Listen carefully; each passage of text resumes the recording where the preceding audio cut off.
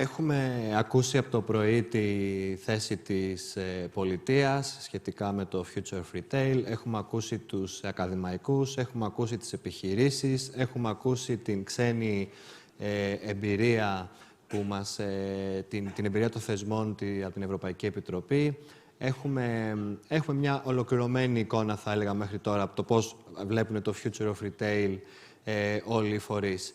Ήρθε η ώρα να δώσουμε το λόγο σε έναν εκπρόσωπο ενός ευρωπαϊκού φορέα, ο οποίος είναι μέσα στην καρδιά της συζήτησης για το μέλλον του retail.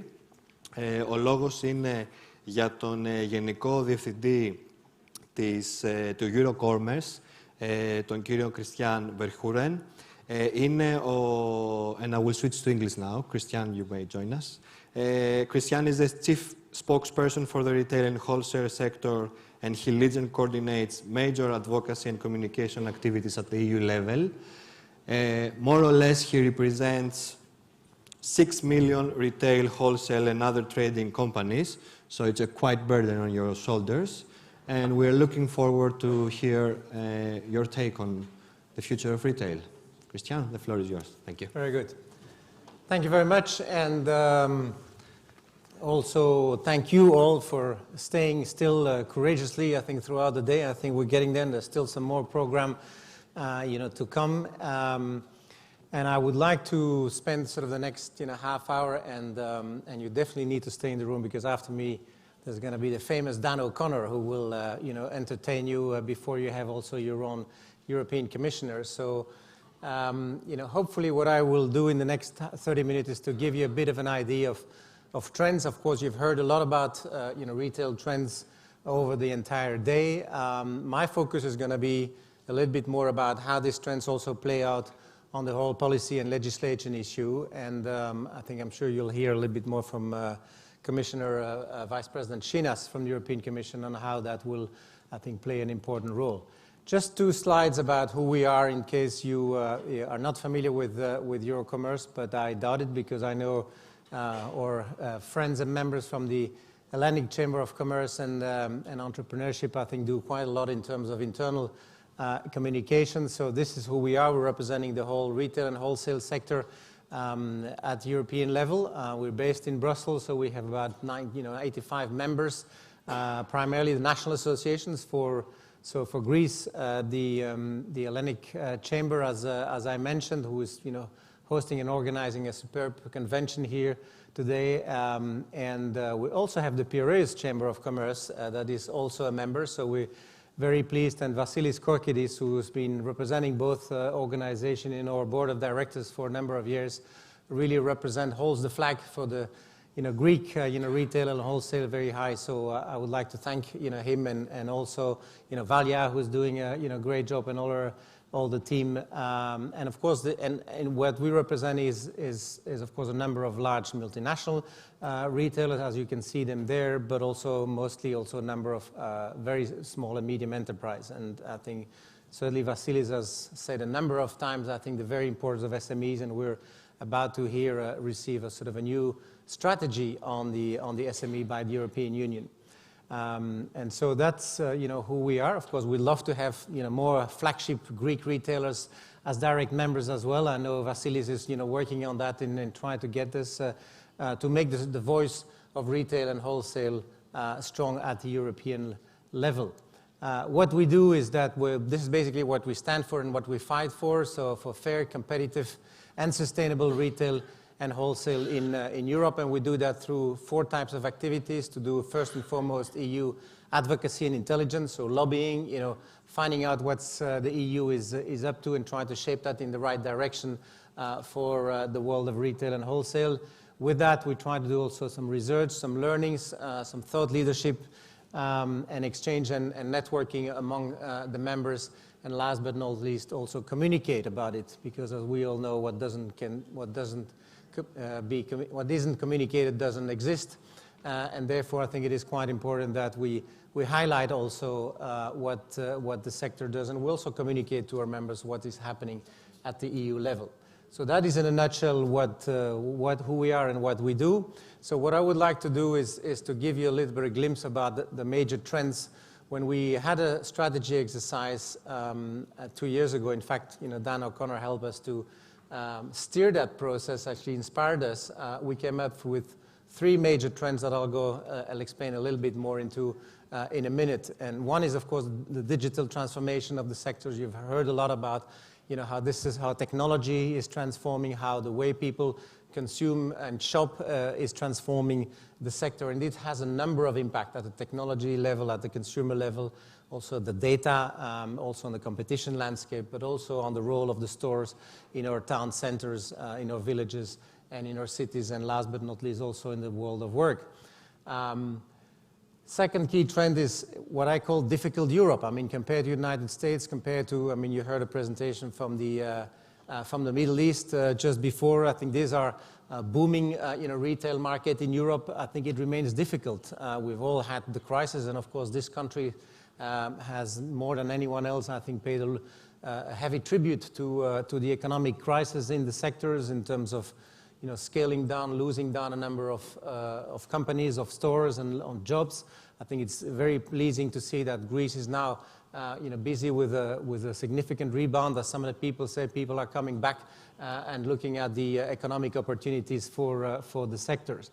But we're also facing waves of protectionism, global, worldwide, but also within Europe. I think you see sort of a raising of the economic nationalism as a sentiment, and I think that is, very worrisome and actually not benefiting from the benefits of global trade or the benefits of the EU single market. And a third sort of mega trend that I'll mention, and I'll talk a little bit more, is what I call the global health and environment imperative. Because despite the fact that Mr. Trump has pulled out of the Paris Agreement, the direction of travel remains the same in terms of dealing with climate change, dealing with issues of scarcities of resources, dealing with issues of waste and more circular business models, and of course dealing also with some of the health challenges that we have worldwide, with on the one hand people not having enough food and other people maybe eating too much and not eating sort of balanced diets. And that is actually some of the challenges that the retailers are responding to. You all are responding to these trends, and we are also working with the European Commission, with European institutions to try to look at those challenges. So I'll go into, by illustrating a few of those with some images. This is a slide for the e-commerce market in Germany. And these slides illustrate a number of things. Of course, e-commerce is growing up, is growing double digit. As you see, at some point in time, it was 30-40%. The growth now in the yellow curve is a bit lower, is becoming now slightly more stable. But the green bars are very much the annual growth in absolute numbers, and this very much stays the same throughout the years. I think adding another 4 billion of sales in terms of e-commerce, and this is the German market. And you see it everywhere similar. And of course, as some slides were saying, it's more advanced in the United States, it's more advanced in the UK, it's more advanced in Korea. And in Europe, you have huge disparities as well, as some people say, but the direction of travel is there, and what you've seen in other countries, you will see in these countries as well. Of course, it is primarily still non-food. As you see, I think, again, from our German members have done a sort of a nice diagram. This is about 100% sales on offline channels and online. And what you see, of course, in the green bar in the stores, half of the sales is FMCG, so it's foods and groceries still happening, and that is much smaller in terms of the total sales represented for offline. And on the other hand, fashion, shoes, accessories, and electronic is actually a biggest line share in terms of the sales of happening online. Of course, it's all now called omni-channel retail, and some people are saying omni-channel should abandon. It's all about sort of holistic retail or seamless the retails where stores and online are very much blurred. And these are some of the images to show. Some this from Bodji, for example, they really advertise this in stores or in the online advertise. It's about click and collect. You can e-reserve in stores. You can order in stores. And interestingly, here this is from OCNC in the UK, where you can see that basically there is a move from about 15 years ago where so 90% was picked up in stores and 99% delivery, where increasingly you see click and collect, you see also delivery playing a more and more important role. But that also varies in countries. In a country like France, you have a lot of what they call drives, where I think have been really built, purpose-driven for picking up your stuff on your way home or on your way to work. The most common, then you can see, of course, the typical attributes. I mean, offline has a certain sense, and I think several of the presentations have said that the issues of services is very important. I mean, humans will not be replaced by a machine. It's a matter of, as the last speaker was just concluded, but will really complement what the technology can offer in terms of being easy, be faster, being tasks that actually repetitive tasks that were done by human will be able to be done by machines. And so it's actually the key complementary to do what consumer expect. And this is really in a nutshell what really the consumer expects. Is they expect convenience, they expect flexibility, they expect, of course, instant gratification. They want to have it now, they want to be empowered, they want to have transparency, they want to have also very personalized ways of actually being dealt with. And of course, they also want to run asset-light lifestyle, which I'll come to in a minute when we come to circular economies, that people are more and more towards leasing and less interest in owning absolutely everything as well. So that is also a trend that people are playing. Now, as a result of digitalization, what you see is that companies' valuation are changed dramatically. And so this is, I mean, if you look at a number of these figures, they basically tell you the same thing in terms of the market cap of a number of companies. You look at about 100 years ago, it was primarily steel companies, coal companies, oil companies, you had AT&T there already in terms of telecom, and then it moves to about 50 years ago where they had already starting with IBM, with some technology companies, and now you've seen basically technology companies being the biggest market cap owners all over the world. And if you look in our own sectors in retail, I mean, this is you see here, you see Amazon, you see Walmart, and you see, I think probably Carrefour is somewhere here. I mean, see, this is how what we used to know as probably one of the number 2 or 3 retailer in the world, what is being reduced in terms of market cap. And as a result of that, I think what you are likely to see is giving rise to a new world order. Now, this is by the people from Edge, from Essential. They sort of predicting. I mean, they looked at that at the top 10 retailers, sort of e-commerce and store-based, and you see that already within 5 years, you will see actually the key leading retail will be either American or Chinese. I mean, only one European group is still holding here in that top 10. It's Schwarz Group from Lidl and Kaufland. So this is how basically you see the fantastic change. And some people are even predicting that we may end up with 4 global platforms. Dan will probably have figures. I think he talks about more 20 to 25. And so this is probably sort of an exaggeration. But I mean, you see there, 2 American companies, 1 Chinese, and 1 European still, holding the fort, but very much into sort of the platform and the networked economy, whereby, and you look at a company like Alibaba, there was one speaker this morning actually showing that how they serve you everything from actually, e-commerce to social media to payments and all of that in a very, I think, seamless environment. And I think what I don't know whether Dan has that in his slides, but I think one of the things he says is that when you look coming into China, I think you don't have different apps. It's all coming into one particular ecosystems. So, and of course with that, data is the new oil, and I think that is, some people were just saying, is the new gold. It's basically the same thing. I mean, this was a cover of the Economist that always does actually very nice covers, and then showing that how it is very much becoming very important as the new oil. And of course, as a result of that, there are a number of issues related to that. One of this is privacy. I was actually quite struck by the video that you showed this morning, which I thought I detected from the accent may have come from Australia or from America. But I mean, when you see some of the things and you confront with the current views that we have in Europe and issues with privacy, with GDPR, I mean, this is something that actually will becoming quite an important issue. when we have, and I think one of the previous speakers also talked about the human-centric nature of artificial intelligence. This is what actually we will expect from the European Commission, coming up in the next few weeks. The Vice President Vestager will come up with a new strategy on digital and a new data strategy, which is how can we exchange the data? How can we still respect the privacy of the individuals? And whilst a lot of people say, of course, there was a lot of burden for the sector to comply with this, we see now that GDPR is becoming a sort of a golden standard. And a number of geographies, eventually also the United States, starting with California, are moving towards this issue. So this is something that you will have to also pay attention in terms of how you deal with imports of data, but also how you deal with privacy issues and make sure you are GDPR compliant. Another key aspect is that, there's the fundamental change in the competition landscape.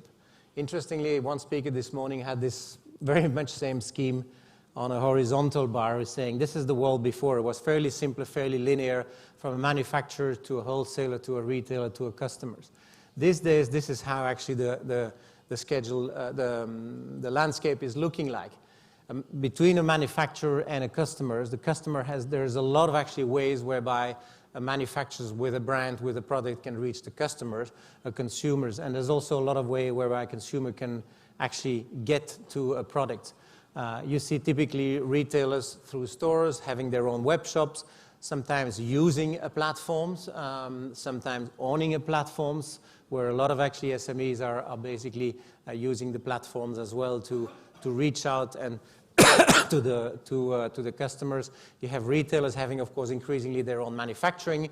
If you look into non-food in particular, you look at Inditex, you look at IKEA, for example. These are retailers that have very much integrated their own manufacturing. And of course, in the food area, in the FMCG, you have every sort of private labels as well. But you also have increasingly manufacturing going on their own into and having not only opening their stores, but also opening their own website and using platforms as well. So you see the channels are being blurred, and as a result of that, there is a lot of tension within the sectors, because everyone is trying to capture part of the value of that distribution network.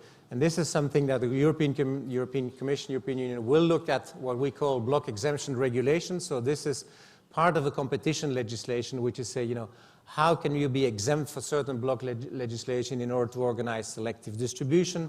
How can you also organize together as horizontal, under horizontal guidelines, under alliances of retailers? So this is group of independent retailers, but it's also national retailer champions grouping together under international retail alliance.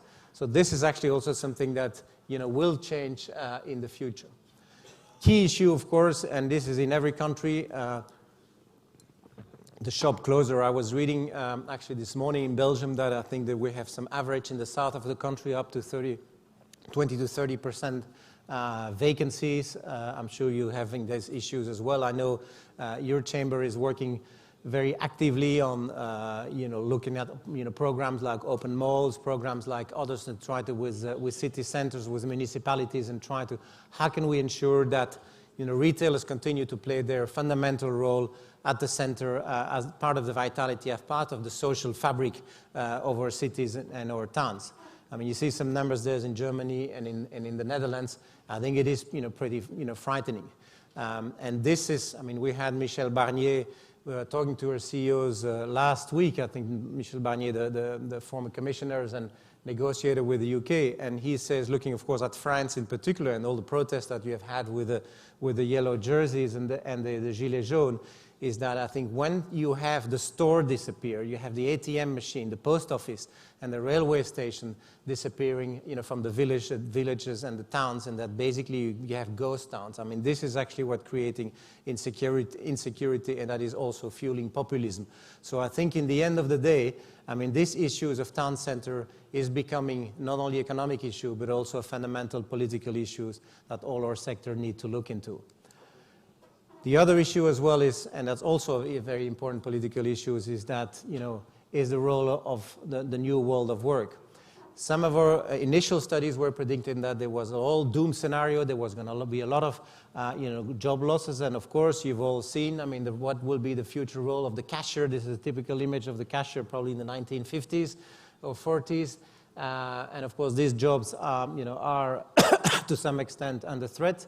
But it doesn't mean that actually there will be a net losses. There will be new jobs being created. And this is, and I'll leave you, of course, you'll have access to the slides to look at a little bit more details. I mean, there will be also a number of new jobs being created as we see.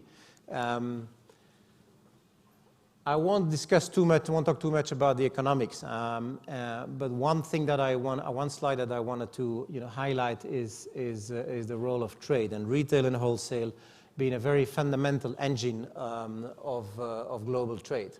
And this is sort of some of illustration in terms of, and I'm sure Vasilis, you'll be sensitive to these issues. So 80% of world trade carried by sea.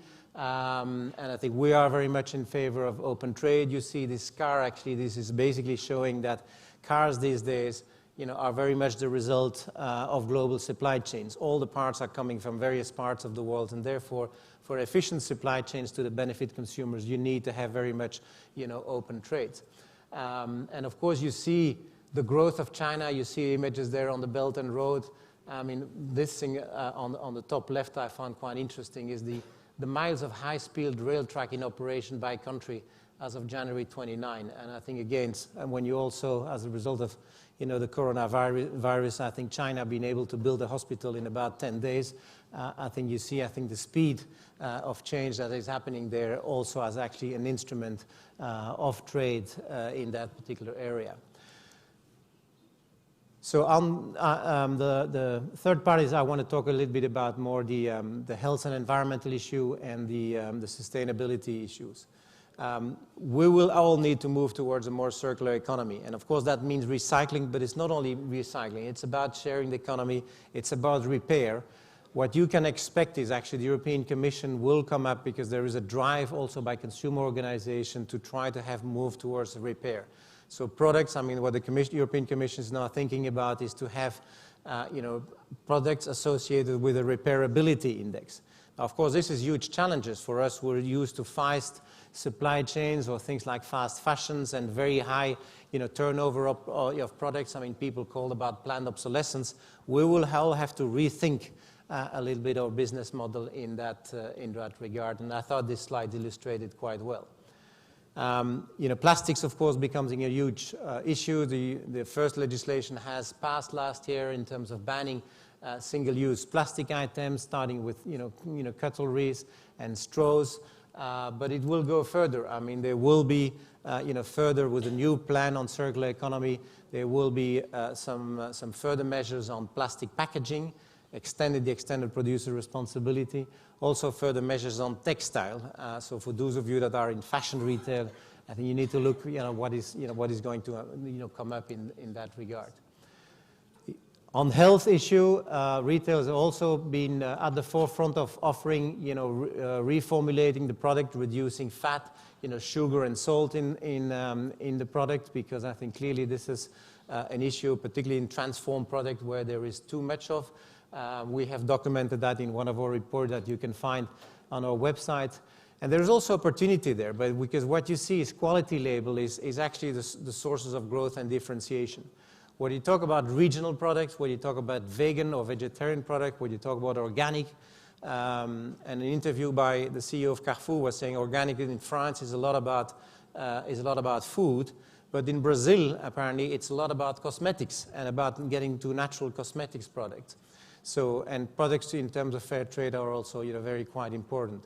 So this is also issue. These are some sales number, annual sales in Germany. Sorry that I've taken a bit too many examples out of Germany, but I think they are, quite illustrative of the general point I want to make.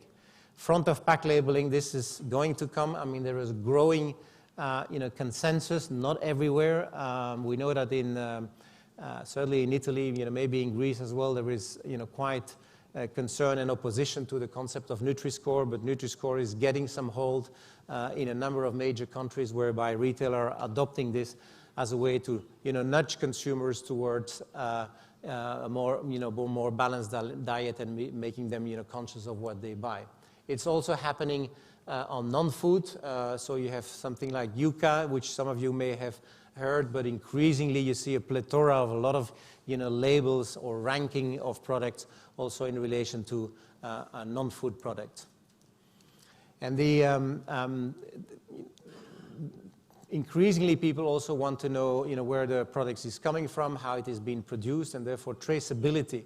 You saw that in the slides with the green hexagons where I was showing what the expectation of the consumers are.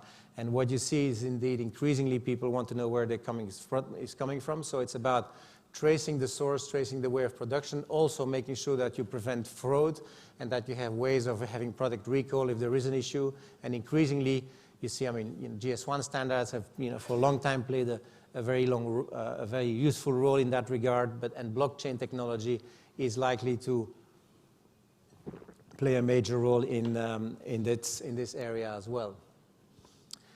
Last but not least, before talking a little bit about where the EU is coming from on all this issue, is sustainable food systems. There will be, I think, a strategy as well on sustainable foods, which will talk about health, which will talk about reducing food waste, but likely also talk about making sure you have a decent revenue for farmers. As you may know, we have now we have a European legislation since about a year ago on unfair trading practices that is implemented at national level. The tension within the sectors, within the farming world, it remains a key issue, the issues of proper revenue for farmers. There's huge issues in Germany and in Spain currently going on. I think the sector is, dare I use the word, a bit under attack, including by politicians, but by making sure that we pay a fair price to farmers. This is the kind of initiative on milk where I think the retailers are trying to engage directly with the farmers and the consumer to set the right sort of price. What I think we have to be careful is that we are not being hijacked, or farmers are not being hijacked by manufacturing companies that are somewhere in between. Very often I think retailers are being blamed for low prices for farms, where we all know that in a market economy farm prices are being determined by world prices and a number of other factors than only by retailers that are very much at the end of the chain. So these are some of the issues that we're dealing with, and we are now having a new European Commission that has just started to work 2 months ago. So this is a number of new heads. You see your Greek Commissioner Margaritis Chinas, who will come and speak to you later on today. They have basically 6 major priorities. One is this European Green Deal, so I think we can expect strong emphasis on the health and environment agenda and on climate agenda, and this is one of the 2 fundamental legs. I think certainly. There are many legs, but I think 2 fundamental. Well, the other one is make Europe fit for the digital age. And then there's, of course, elements on economy that works for the people, make sure that we have no people left behind, promoting the European way of life, which is the portfolio that Commissioner Chinas is in charge of, make Europe stronger in the world. I think the Commission now talks being more geopolitical. That means have a stronger role in the world, also standing up against the United States, standing up against China, and standing up for our core values. This is actually the first thing that came out already in December, after 11 days when the Commission came out, was the European Green Deal. So I think this is a very broad umbrella strategy that will talk about climate, will talk about common agriculture policy, about biodiversity, about the farm to fork, about zero pollution, reducing chemicals throughout in the food, but also throughout the chain. So I've marked with the stars the strategies that are important for retailers and those that are priority areas for us at EuroCommerce. And so that's the basis on which we adopted a bit last year our overall strategy with our board. And in fact, we were quite pleased to see that when the Commission came out with their strategy, that is very much in line with the strategy that the Commission saw. Very much 4 pillars: the data economy, fair competition, that talks about supply chain issues, competition policies, but also taxation. I think making sure that we have a fair taxation issues. We also deal in a fair way with huge imports from China that are coming up with products that do not comply in terms of consumer rights, in terms of safety of the product, in terms of paying VAT or in paying customs union. So I think this is also make sure that we need to stand for European values and we need to defend European retailers, but we have to also make sure that we demand from our trading partners, whether they are the United States or Turkey or Russia or China, that they also comply with the same sort of rules, or otherwise we are facing unfair competition. I've mentioned open markets as well in terms of global trade, and I think I've illustrated, I hope, also a couple of the fundamental issues on how we also want to have an EU that is supporting a sector that is committed to sustainable living. Thank you very much.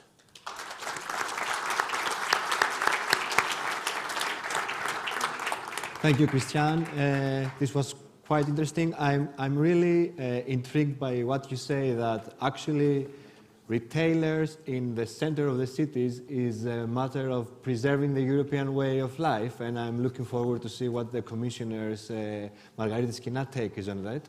We're going to take a 5 minutes break, and then we're back with our keynote speech with Mr. Dan O'Connor and then the commissioner. Thank you once again. Thank you. Thank you. 5 λεπτάκια διάλειμμα και επιστρέφουμε.